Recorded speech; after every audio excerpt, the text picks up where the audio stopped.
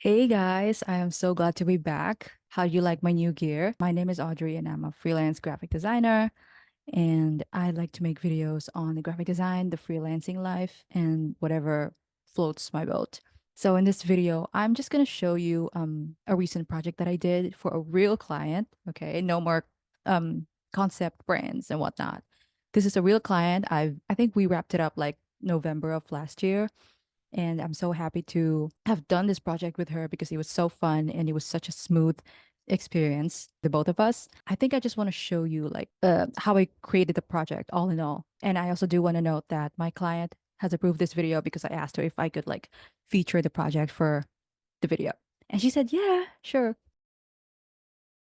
So for every project that I do, I always start with the discovery phase. So this is just a call basically. So it's kind of like a lighthearted interview for me. I ask the clients like really important questions about the business and what they need from the project overall. So I just want to talk about the key points that we talked about in the initial call because we had a lot of things we talked about, but I'm just going to show you like the most important things. So Stellar, the name of the company, is an educational app that educates people of all ages, makes complex topics and subjects easy to understand, and just turns learning into an entertaining experience. So the goal of the brand is to inspire people, especially young children, to think outside of the box. And she says here, I want kids to know that no question is a stupid question and that we can learn about how everything around works.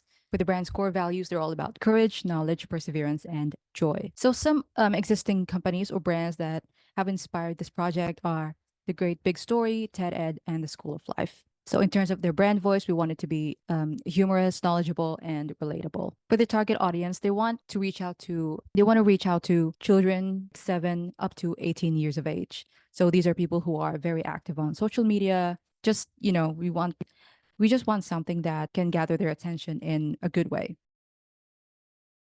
So once I got a solid idea of what the client wanted, I created a comprehensive proposal. So of course, to get the proposal started, I created a simple overview of the brand. It's also important to do some statistics-based research. And for this research, it's important for me to know like what are the challenges we can solve and what the brand can do to fill such gap in any of those challenges. So from that research, I summed it up into one question. How do you develop a super dynamic branding for a digital platform that is palatable to the curious young individual? So the keyword here is dynamic. So when I write my project goals, they're not always set in stone because I don't want to set like an unrealistic expectation to the client. So these are just like initial ideas. It may or may not change. The client may be able to picture your ideas yet, but at least, you know, they know that where I am at in terms of generating initial creative ideas. So fortunately, the client approved the proposal upon first presentation.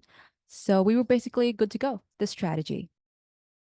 So in the strategy phase, this is where we solidify the brand's core. And this is also where I put my writing skills to the test. By the way, if you see me squinting, it's because one, my eyes are terrible. Second, I have some notes so that I don't forget about what I have to say. So I always kick off the brand strategy with the purpose. So for Stella, we developed two purposes. So one is for internal and one is for external. Next is our brand values. Discovery, empowerment, enjoyment. Next, I created a customer profile. So this helps us perfectly picture the ideal audience. Luckily, my client can empathize with her target audience. We looked at their demographics and psychographics, their hobbies, their purchasing behaviors, and whatnot. So there is more to our strategy session than what I can show you in this video. If you want, I can make a whole nother video for it. As of last year, I have started offering two mood board options to clients because since I follow the one concept method, I think this gives me and the client some flexibility when it comes to creative direction. Sometimes the first idea isn't always the best idea. I like to have like another strong creative idea. So when I create these concepts, I make sure that they are similar to one another, but still like pretty distinct. So the client is not just looking at the same thing. So let's go check out the mood board. This is the first concept. This creative direction is a soft and enlightening visual for the user. It's inspired by like spiritual aura meets futurism. It makes use of pastel colors as the most dominant color palette, and it's contrasted by bolder colors. If you see here, it's mostly dominated by purple. We did not go with purple. Just a little spoiler alert. Next, let's see concept two. I actually wrote in my mood board document, I said, how many colors do you want for this visual identity? Yes. So this powerful visual identity is maximalist, spunky, and inspirational. So it is inspired by outer space and all the imaginations that we can put in it. So the client actually liked both of these, but we eventually went with the first concept because it's what she had in mind, because she didn't want to go crazy with the colors. And I actually saw her own initial ideas through her own Pinterest board. And yeah, it's falls somewhat closer to this one. Next is creating the brand identity. So for every branding project, I always start off with the logo. So it just sets the foundation for the entire branding. And I mean, it's the first thing that people are going to see, the logo.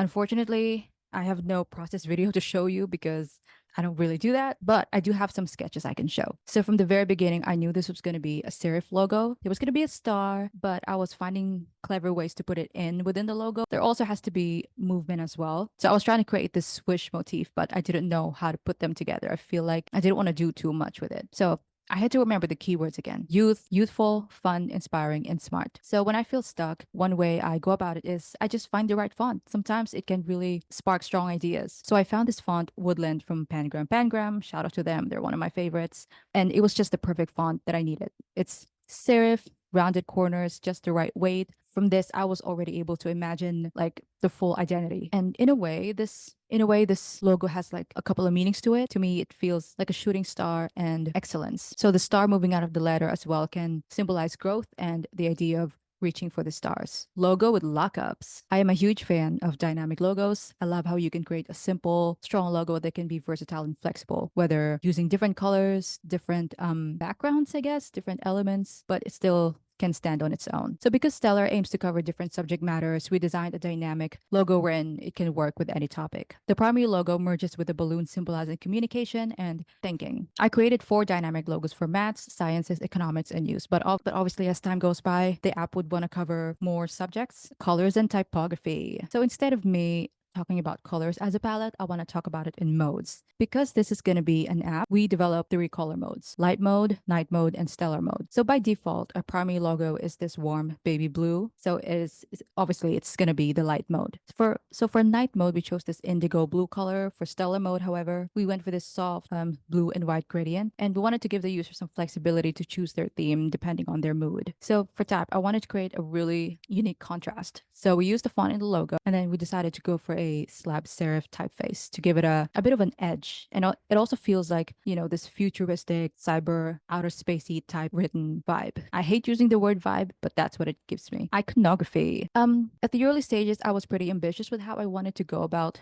the illustration style. So during the first brand presentation, I created this 3D emoji inspired illustrations. However, we felt as though it was a bit overbearing and may distract from the contents of the app. So ideally, we wanted the basic elements of the branding to be able to stand strongly on its own, even without the illustrations. We agreed to just create your good old hand-drawn illustrations that are related to different subjects like math and science, economics, and whatnot. And I was mainly inspired by doodles, those doodles that students make at the back of their notebooks. Gives like a punch of humor and personality to the brand. Thankfully, it's exactly what the client had in mind. Oh, well.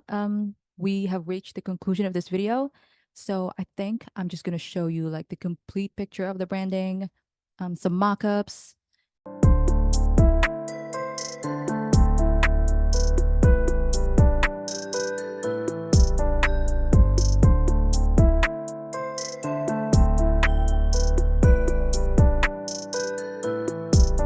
So overall, the client and I were able to accomplish the project with minimal revisions, and she was so happy with it, and this project was definitely one for the books for me. Honestly, this is just the surface of what goes on in my branding process, but I don't want to take up much of your time. So yeah, again, thank you for watching this video. Like and subscribe, let me know what you think. And if there's any kind of video you want to see from me, then feel free to hit me up. So yeah, thank you so much, and bye-bye.